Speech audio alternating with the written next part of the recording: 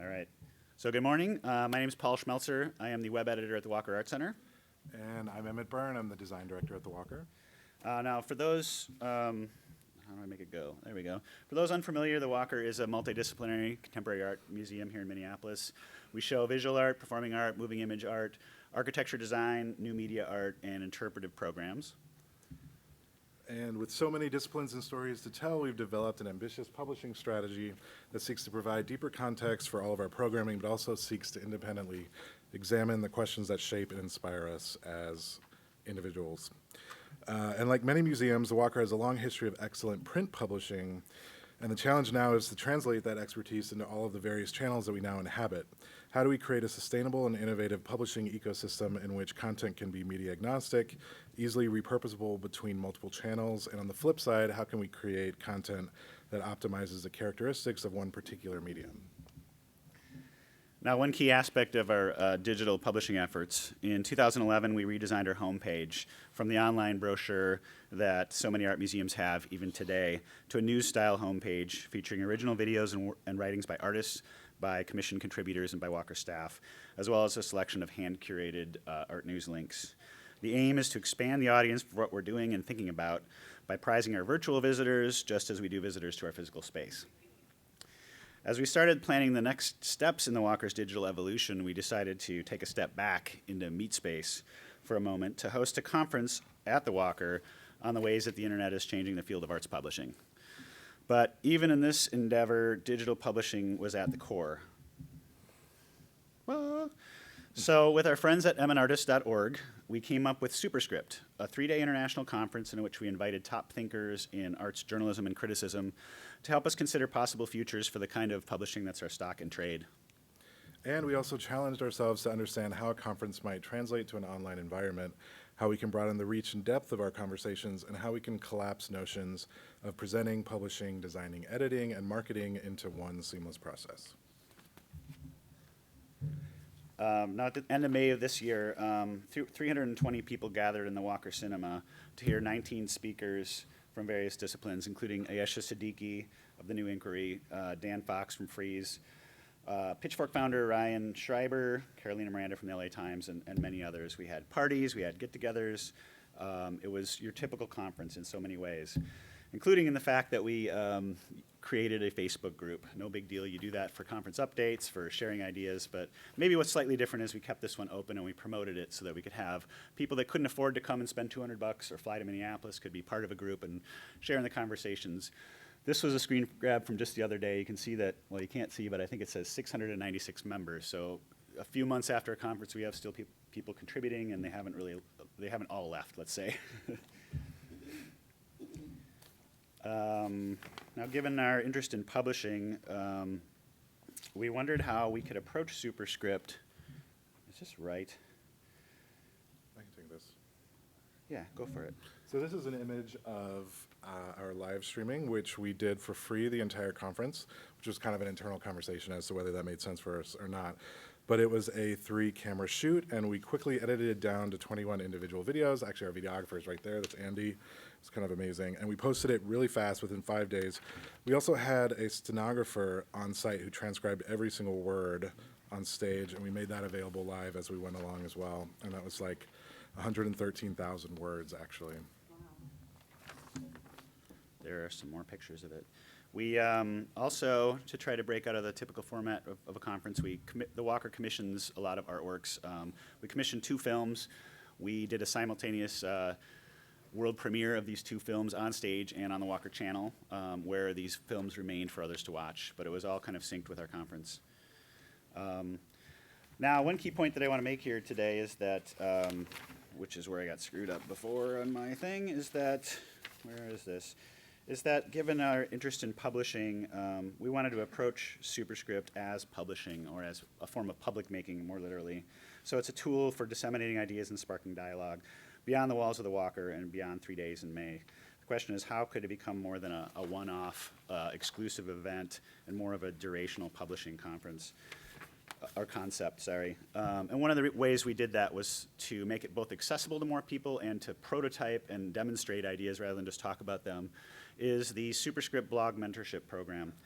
In partnership with our friends at Hyperallergic, we created a pop-up newsroom in the Walker Library where 3 emerging art bloggers, some of them pictured here, Mireille George, Ryohei Ozaki, and Sam Wisniewski, partnered with 3 top arts editors, Jillian Steinhauer from Hyperallergic, Art21 magazine founding editor Nicole Carruth, and Glasgow film scholar Isla Lever-Yap. They covered the conference and its themes for us and shared these ideas, as well as criticism of the conference itself on the Walker blog and on the Emmet Artists website, which is a Walker property. And also to expand the reach of all these ideas, we asked that Hyperallergic would publish some key, more meaty pieces on their site, and they did that. We're still seeing the ripple effects of this today. We see these writers who didn't have much writing experience prior to this. It's not that we put them on the map, but we see that this really has helped them. One of them has been writing for Art21. Another one was just named Emerging Critical Art Writer in Residence by Visual Arts News and the Art Gallery of Nova Scotia.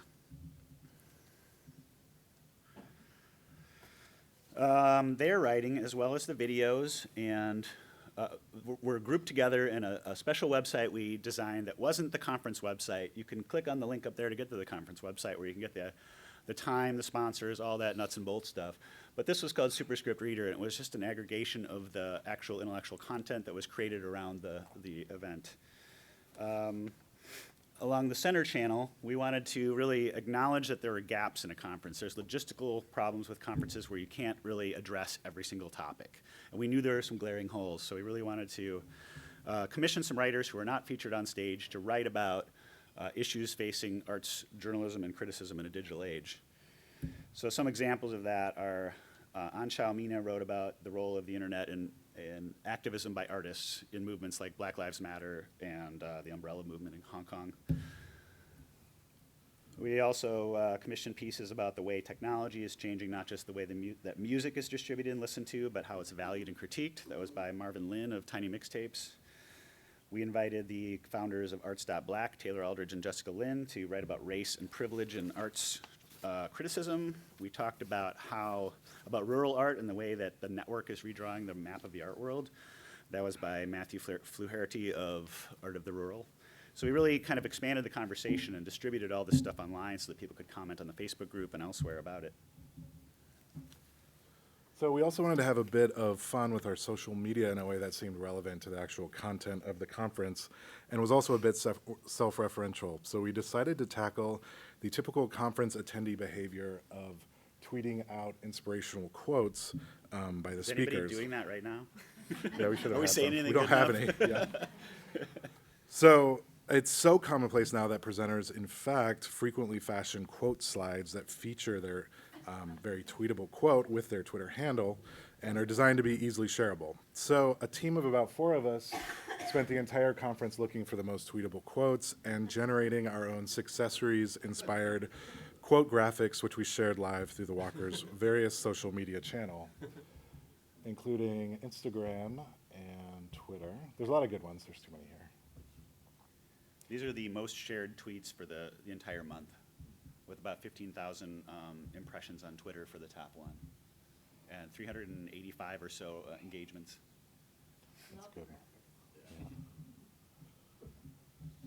So it showed up, we put all of them on our Instagram feed, which maybe was a little questionable because it kind of overwhelmed our feed, but it was really fun at the time. Okay, we're running out of time. So. And we put them on Twitter, and this is kind of a particularly interesting one. We also showed the graphics at the end of our conference on screen, and Claudia LaRocco actually retweeted her own quote that we had tweeted once, and it was this particular quote.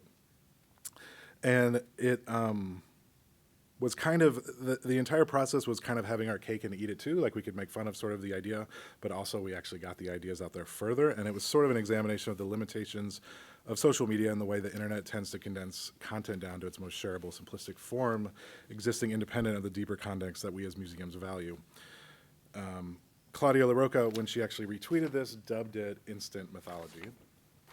So I guess in closing, in our last 26 seconds, was it successful? There's lots of ways to measure that. We trended nationally on Twitter. We had more than 2,500 tweets dedicated to the hashtag. We had write-ups in Art in America, Columbia Journalism Review, Glass Tire, many others. The press response was great. The personal interactions we had were great. But we really feel like the lasting effect is the ongoing discussions on the Facebook group and the way that people keep. Sorry. I gotta say, my kid, when you set the timer to go to bed, this is much less of an assault on his senses than the klaxons. But anyway, we thought it was a really big success, but we really think that the conversations that have ensued are kind of a better measure of success. And in closing, one measure of success that we particularly liked was the embrace of the conference by the internet. You know, we love when journalists write about it, when art critics write about it, but it's pretty great when a site like Negative Jam, which is a bunch of internet-based artists, created 23 GIFs that, it's not working. Oh, it's not working because it's Keynote. It's so good. They basically broke down different aspects, including the lack of diversity on stage, including moments when people were blown away, and it was all in this awesome GIF-based or GIF-based format. So we felt like that was a big success. So thank you. Any questions? I think I want to take questions at the end. Oh, questions at the end? Okay.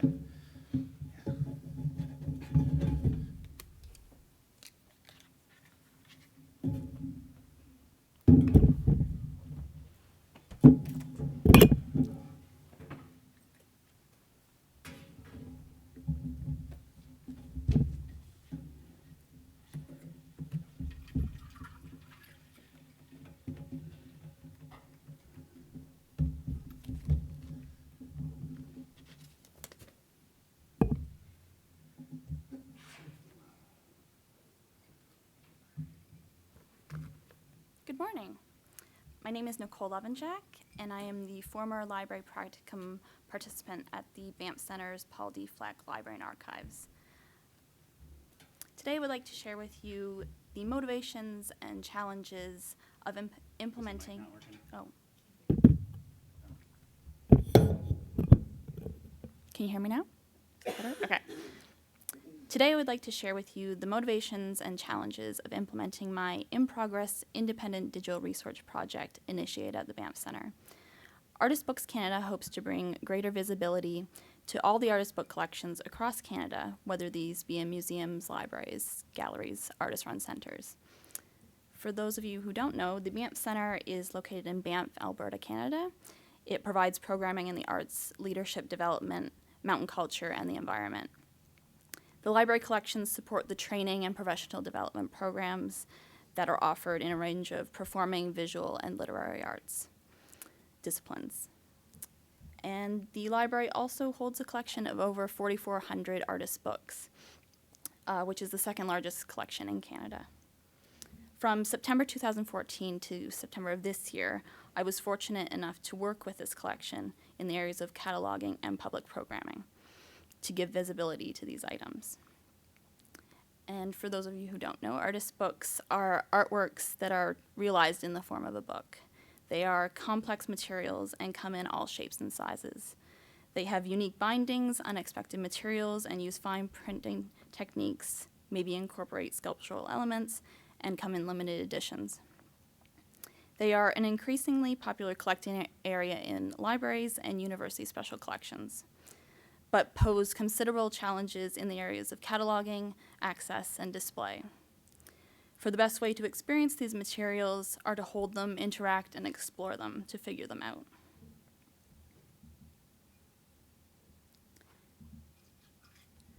And like traditional art objects in our permanent collections, manuscripts, archives, ephemera, photographs, postcards, scrapbooks, maps, so many of these special collections are hidden.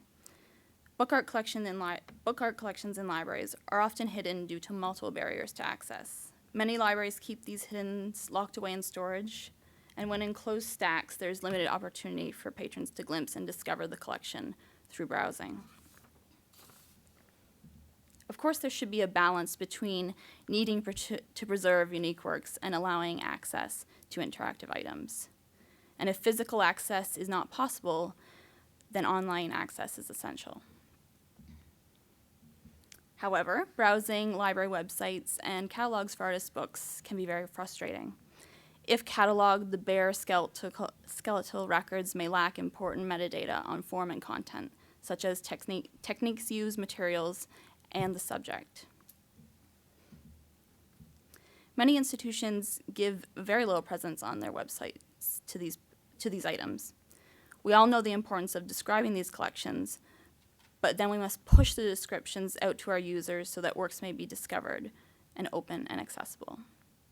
Extra efforts must be made to showcase and give visibility to special collections that audiences may be unaware of or know that they are even allowed to access.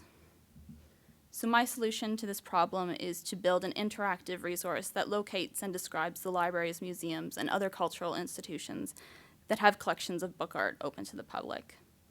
Artist Books Canada will become a comprehensive reference tool for finding these collections across the country. On the website, each library will be mapped and have its own profile.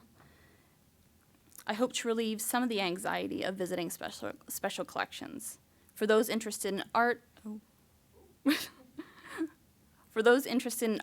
books, libraries, and museums, it will be a new way to explore the country through an artist book map. To start the project, I reached out to the Canadian art library community, since that is where my interest in the field really started. I wanted to start small. I asked for contributions from the Art Library Society of North America members through their listserv. I sent them a link to an online form for representatives from each Canadian institution to fill in. Although the response was not great, there was definitely an interest in it, but receiving actual submissions was difficult. I think the major challenge is that I'm working from outside these institutions. I don't work in these museums, and I'm not affiliated with any particular institution. So to build the product, I am now personally researching each institution. But again, because there is limited online visibility of these collections, that is proving to be very difficult. Apart from location data, 4 main categories of information were gathered in an effort to better serve our potential visitors. About the collection. Each collection has its own scope, size, collection development policy, and specialization that may draw a specific demographic. This will be a chance to share any highlights and focus of these particular collections. And again, this all depends on what information they have on their website. But then direct contact, such as with the Art Gallery of Ontario, is necessary to collect this collection information. This section identifies if the artist's books are cataloged online and how to go about the search process at each institution. It is about creating a browsable digital list for the books for users to look through. Again, my research has revealed the level of descriptions all these institutions have. If the metadata contains the subject term artist books, this list is much easier to create. But it's also important to note some institutions may have a filter for one to search for particular artist, publisher, etc. in the artist book collection. It is also important for visitors before arriving at an institution to know certain details, the hours, if an appointment is needed, maybe how to find the library within the building, because the research project, as I've said, can be intimidating. It's about relieving some of the anxiety of visiting these collections, for there's certainly a threshold fear that prevents them maybe from even entering the space. And again, my hope is that the whole resource, it being interactive and fun, hopefully could alleviate this stress. And then the final component is links to other resources. All of our institutions hopefully create some research guides, blogs, social media sites that are an addition to the collection, such as the Banff Center's Tumblr titled Every Item in the Artist Book Collection, where 15 items are posted each week online and in a physical display in the library. So I've been slowly researching and recording these components and corresponding location data for institutions that hold these collections. I've been experimenting with how I want this information to be displayed. I've been using WordPress as a place to manage the content so I could easily send drafts to institutional contacts so they could see a mock-up and approve or suggest edits. But as I think more about the idea of discovering collections, an interactive map would be well suited to this information. A mapping application would allow a user to select a pin on the map, and the important information about the location's artist book collection would appear. and I've been using Mapbox to kind of experiment with the look of it. Other projects using this model of a comprehensive research tool based on a geographic location are currently underway or have recently been completed, including Artist Books DC, which was the inspiration for my project. And the assistant librarian at the Walker Art Center is actually working on a resource for just the Twin Cities. As well, the Book Arts SIG, as part of the Art Library Society of North America, is discussing about building a resource for all of North America, or at least a resource that would point to these independent projects. I came to MCN with the intent to learn about possible ways to achieve my goal of making an online resource as experiential, unique, and tactile as an artist book itself. Thank you for all your encouraging and exciting ideas that you've provided throughout the week, and thank you for listening. If you have any further questions or suggestions, I would love to hear them. Thank you.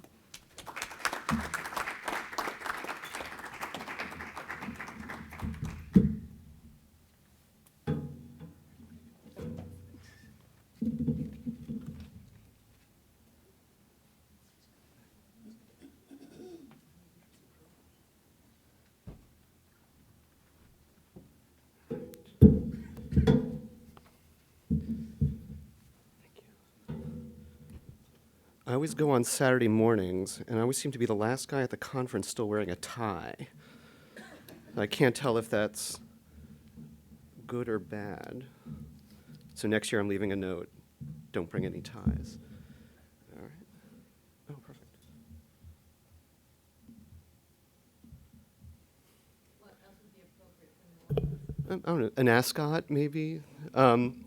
I'm going to go through this pretty quickly because I'm going to try to. I did a screenshot QuickTime movie from the iPad, but I feel like actually hooking the iPad up might be the most interesting way of demonstrating what we've done.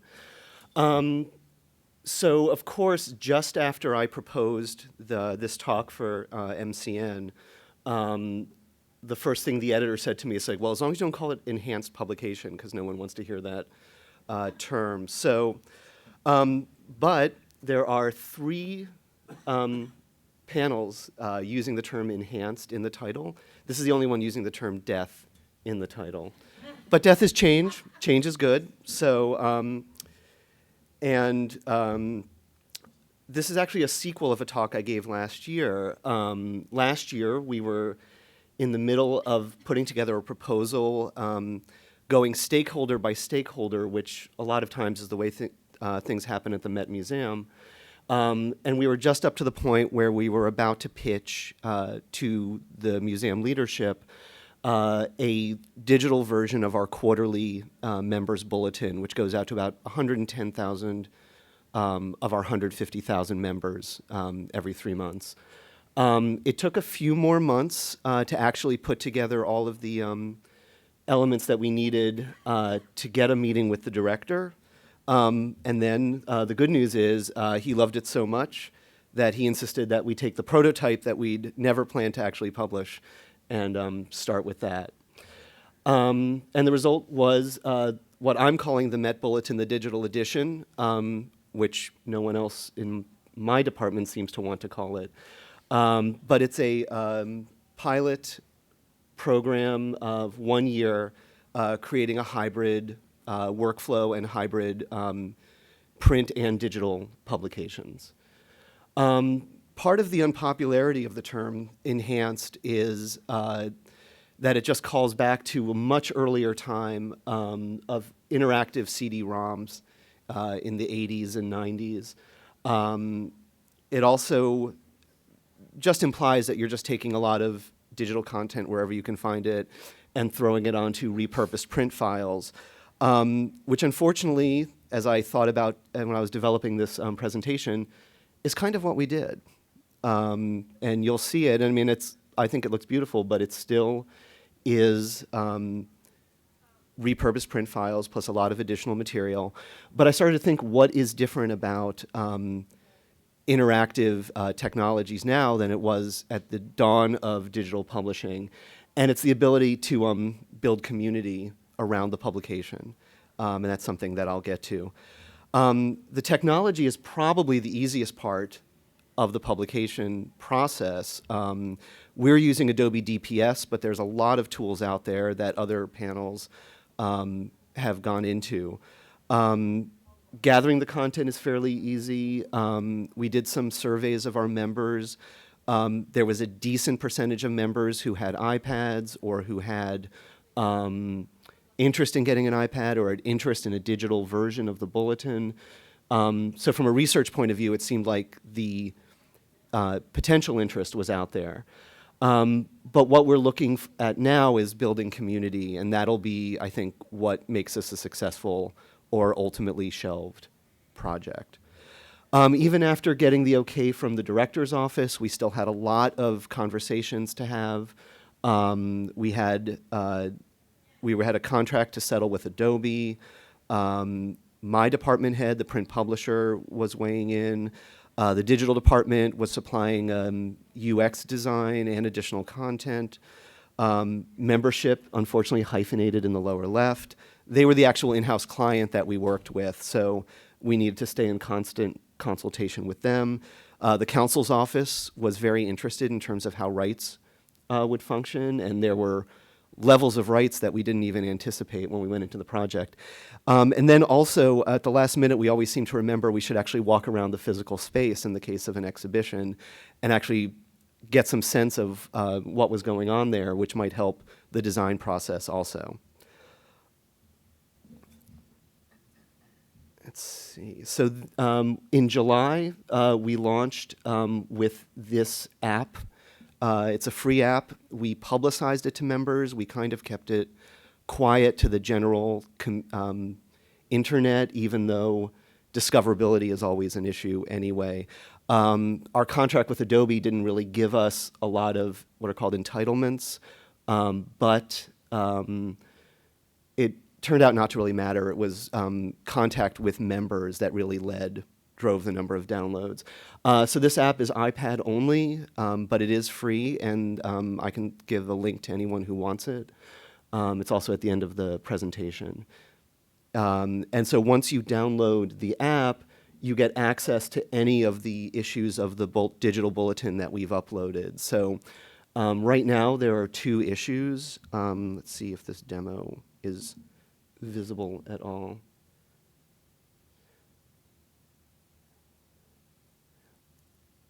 So I'll sort of skip through this because I think it'll look more interesting directly from the iPad. We've put 2 issues of our bulletin online so far. The 3rd one is in development, a little behind schedule, which we also discovered is not surprising. Part of the work that we did was come up with common layout rules so that the design of each digital issue would be a lot easier. Everything is basically one column. Pictures are either full page, half page, or half column or full column. One of the things we were asked to do was to generate as little new content as possible. So the video that you saw on the top there was actually an exhibition video that our digital department had put together. We added extra photography if it had already been taken.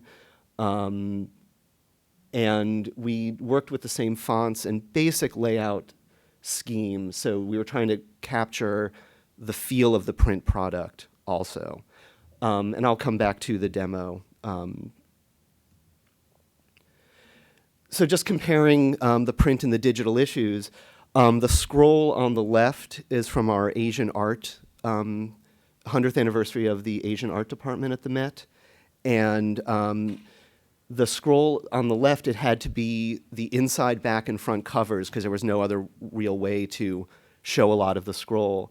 But on the right, you could see we could do 8 thumbnails, and by putting them in order with the help of a curator, you actually get sort of a thumbnail feel for the entire scroll. We were able to do that even better with one of our masterpieces, the Kitano Tenjin Shrine Scrolls. On the upper left is how it appeared in the print book, just a single detail of one of the 5 scrolls. On the right, all 5 of the scrolls, and if you tap, you can slide and see them in their entirety. The reason we chose that scroll is because the photography, our photo studio had already taken photos of the entire scrolls and already stitched them together. So more work for them, less work for us. So we were able to take advantage of that. In each of our issues, we're trying sort of some different features. So this is actually an already created digital interactive in gallery for the next issue of our bulletin, which is Renaissance pattern books. And basically, the digital department has already put together 4 books in their entirety. We're going to reproduce these inside of the digital bulletin, which clearly you can't do in the print issue. And that'll add about an extra 80 images, 80 folios to the print issue. The results have been what a lot of digital products get. Not a lot of downloads, but when you get them, you get a lot of them. This spike shows what happens when our membership department contacts the members directly and says, hey, there's something for you to download. So that's sort of that was sort of a big 2 days of downloads. Clearly, we need to emphasize our membership department staying in contact with the members. Since it's iPad only, the more likely we're to reach the members at a time when it's convenient for them to download it and open it, the more response we're going to get. This represents about 900 successful total downloads, meaning the person accessed the app, downloaded one of the issues, and opened one of the issues on their iPad. That's out of about 90,000 members who were emailed. So, Do you want to do the dance too? yeah, sure. So that's time. Okay.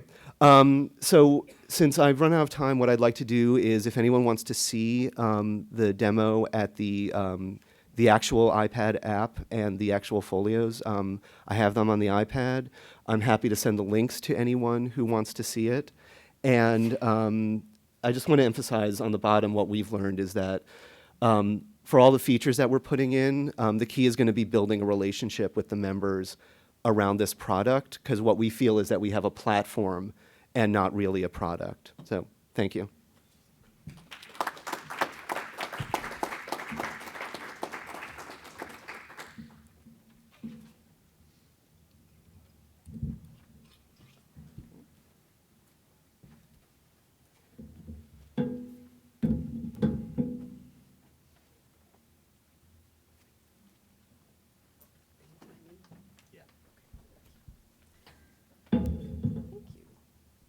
Well, I would love to sit and talk about DPS here for a little bit. We could have a little DPS geek out over here, but maybe we won't do that. To start this, just so I know where I'm at. Yeah, sorry. Good morning. My name is Shawna Crossin. I'm an education technologist with the Minnesota Historical Society. So we're going to switch from art to history here a little bit. I'm going to talk a little bit about our project where we took a 504-page print book and turned it into a digital publication for 6th graders. A little bit different audience than some of you are working with. In 2013, we published a 3rd version of our print. Northern Lights is a 6th grade Minnesota history or Minnesota studies curriculum. Won't go into that whole detail. We were getting requests as soon as 2011 for a digital version, and those requests were coming louder and louder, and we knew we needed to address that. We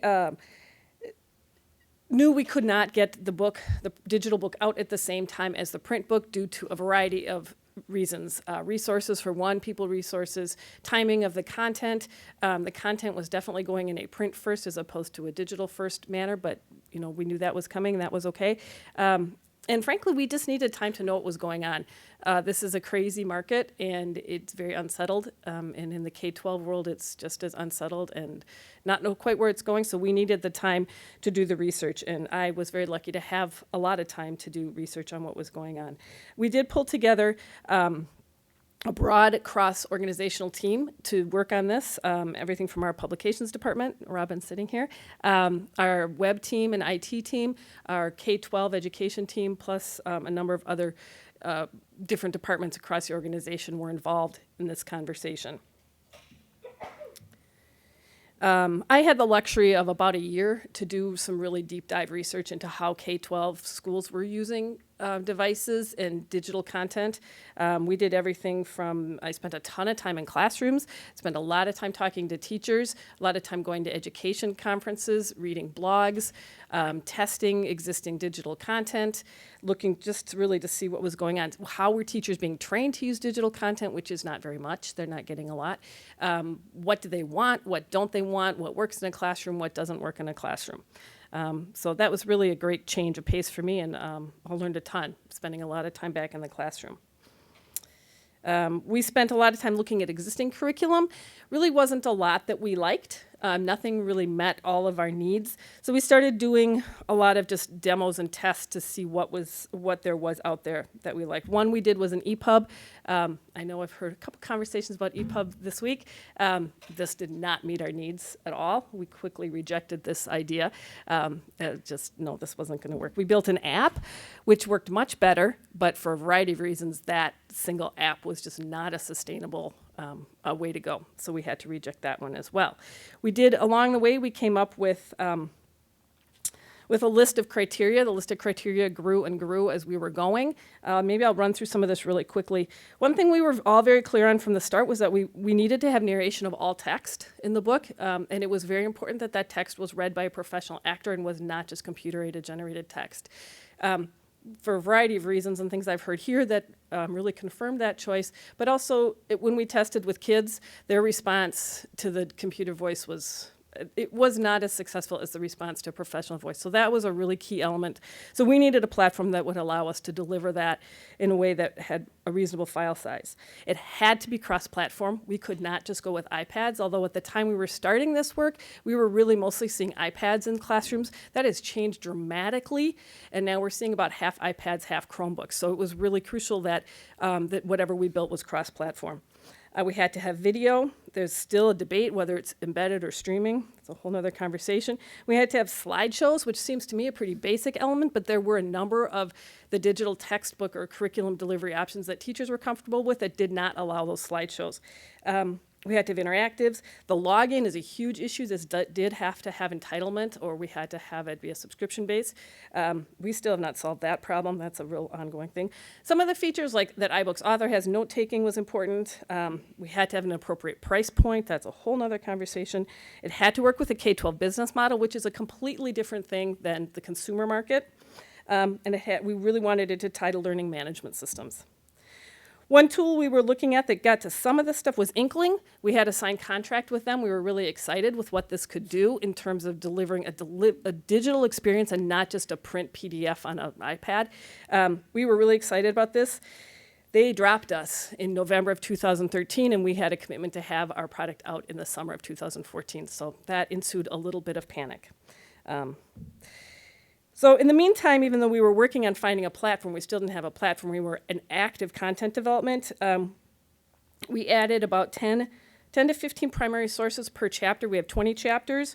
We created an intro video for each chapter, 3-minute intro video, and we recorded the narration for the entire book. So all of that was going on when we yet didn't know what platform we were using. Long story short, we ended up with Adobe Digital Publishing Suite. Is it the perfect solution? Absolutely not, but it was the one that it worked. And we were able to get it out. It allowed us to use our existing InDesign files, which saved us a ton of time. It allowed us to maintain a similar presentation for teachers. Teachers were they're very comfortable with the book. And so DPS allowed us to transition them from a print book into something that replicated that experience. It was cross-platform. We had local designers that could do it and allowed for the audio and video. Some of our hit and misses, things we didn't get, the login piece, like I said, is still a huge issue, doesn't allow note-taking, and it doesn't tie to the learning management systems, and DPS is not cheap. Some technical issues. This is a screenshot I received the other day from a teacher who was having trouble logging on. This is their tech director who took his phone and took a picture of his Chromebook. So God bless teachers. They do an amazing work, but what they have to deal with is really difficult, and they are not given, in my experience, are not given the training they need to be able to implement these tools. So we have spent quite a bit of time managing passwords, helping. I'm on the phone with teachers, walking them through how to download an app and how to download the folios. And to be honest, the troubled relationship with Adobe and Apple has really made my life difficult as well. I wish they would just get along. We have gotten a lot of praise. So after some of the difficulties, we have gotten some really incredible feedback, which has been really good to hear. Our choice to go with a professional narration has gotten a lot of praise. We've really heard a lot of good feedback from teachers about that. 2015, we launched some updates. We added some corrections, added some more videos. Again, listening to teachers and what they wanted in this piece. So we added these things. We are adding more training, and we're in the process of starting a really pretty deep dive evaluation right now. We've done a lot of anecdotal evaluation, but we're really doing a formal evaluation starting this month. And looking ahead, we just, those of you who know DPS, we just launched a project to see where we're going next, to evaluate what's out there. So if any of you have any suggestions, I would happily take ideas of where we should go next. I could go into the book, but I'm guessing I'm just about out of time. Do I? Oh, I talked fast. All right. Well, let's take a little look at the book then. This is just, let's go back to the home. So this is what teachers experience when they come in. Is this going to work? Oh, it's not connected. Okay, we'll go back to the book.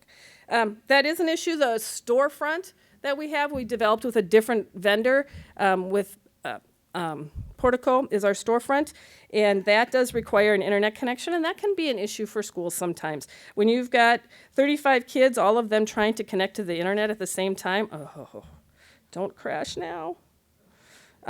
That can be a problem. And that's one of the big problems we've had. These folios, these units, are about, the whole book, if it's downloaded, is about 2 gigabytes. And if you have an iPad 2 with 16 gigabytes of storage space, this takes up a lot of your space, especially when you have kids taking a lot of pictures and videos. So let me see, where am I? So the video comes up here. That intro video has been very successful. Some of the things we've been able to do is embed overlays. I love this one. So the print book has this picture of an archaeological dig, and we were able to take the overlay and just lay that right over there so kids can see that. That's been a really fun thing. Being able to switch some Google Maps, and we all allow it. We do. I'm not going to go because the internet isn't working, but we can head out of the book and into go online to look at different things, whether it's a example. This is a Google Map link.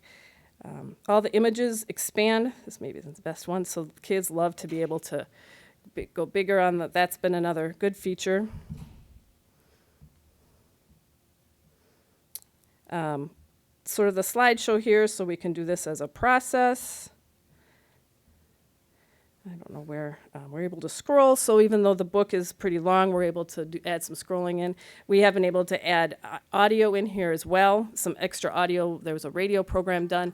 There, we're done. All right. Perfect timing. Thank you. Get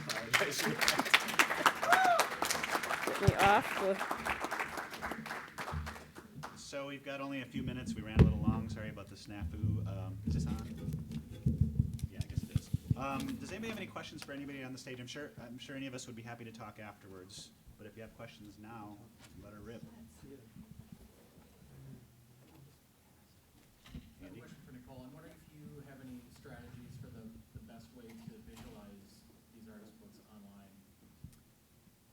Will you repeat it so it's recorded? Sorry? Repeat the question so it's recorded. Sorry. Oh, you can just restate my question. So the best way to visualize the Yeah, if you have any resource? strategies for that, if you thought about that. At the conference, someone suggested digital storytelling, so a GIS to kind of visualize the location so people can explore all the different points. I think I would like to have that instead of a static WordPress page. That's kind of where it started, and I would definitely want something more interactive, and at this point, I don't exactly know what that will look like. I'm open to suggestions. Robert, when you sold us your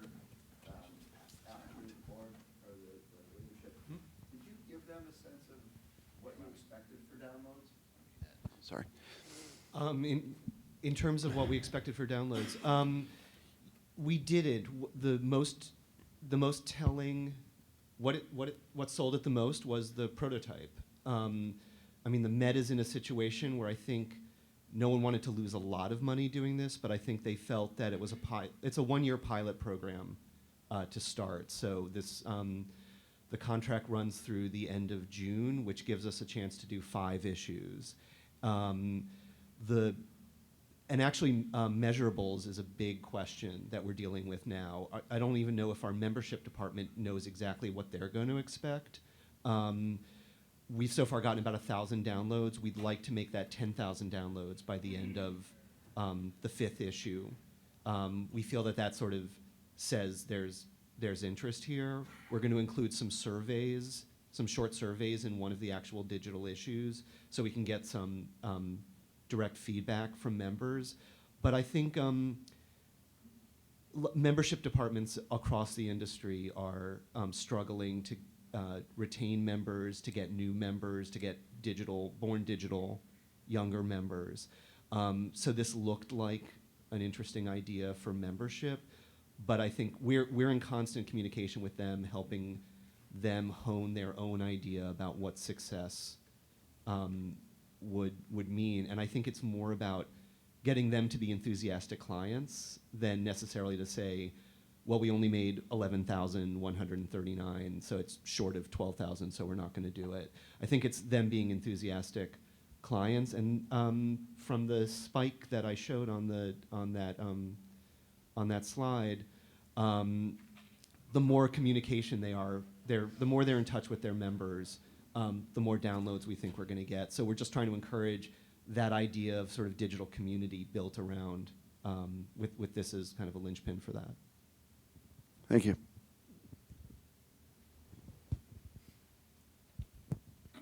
For Paul and Emmett, actually. So you referred to it as sort of a durational publishing conference, durational conference. I'm wondering if what you see in the future for that, for Superscript specifically, if you are going to do anything further with it, or if it's going to inform new projects at the Walker for you in any way. Take that. We haven't yet made the decision whether we're going to do another edition of it. We definitely aren't doing it this coming year. It's such a big thing to pull off without dedicated staff that we'd probably do it in 2 years if we do it. I've been working with my colleague Susanna Schuweiler, who's the editor of Emmet Artists, on continuing this strand of publishing around these ideas on both of our sites. Nothing's in place yet, but we'd like to do it at least in terms of commissioning people to write on stuff. But I think that the question of institutional capacity aside, whether we could really pull it off again, I think there's a lot of topics that we want to cover. This one, the trouble with the first one was it was the first one. So you had to kind of cover some basic things, but we feel like there's much more nuance that can be achieved by covering different topics. Also, we feel like one area we didn't necessarily succeed at was, well, there's lots of areas, but one big one was just in interactivity.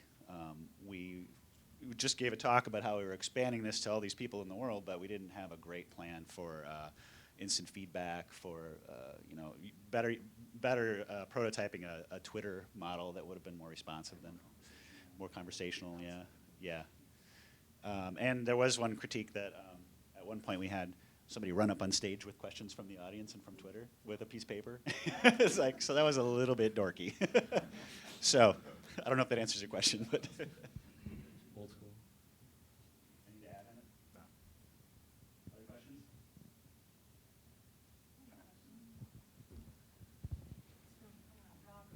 So Robert, you said you were surprised, it has to do with rights. And so can you call out like one thing that's like, wow, that was really surprising around rights? Well, the first thing was our rights manager was not thrilled to be given that we'd volunteered her to clear digital rights for not only all of the images in the bulletin, which is about usually somewhere between 50 and 70, but the hundreds of potential other images that I'd collected on our DAM. And then we had some video that we were going to do for our Asian Art Bulletin, a really kind of interesting video. And so she sent that along to our kind of super rights licensing manager who said, well, I think the music in the background is from The Last Emperor. So when you're not used to this, I mean, my background in the editorial department is more production. There's a lot of what I call unfunded mandates, and not in terms of money, but in terms of time. There were a few people who I really had to apologize to for giving them a lot of extra work to do. So I think sketching out what all of the relationships that you're going to be building internally, so that was the surprising part of it. I think the rules that we had in hand was a little bit of money is okay, a lot of time spent negotiating is not okay, so we ended up not using the video. So the surprises are what else we had to do to actually get it ready. Mhm.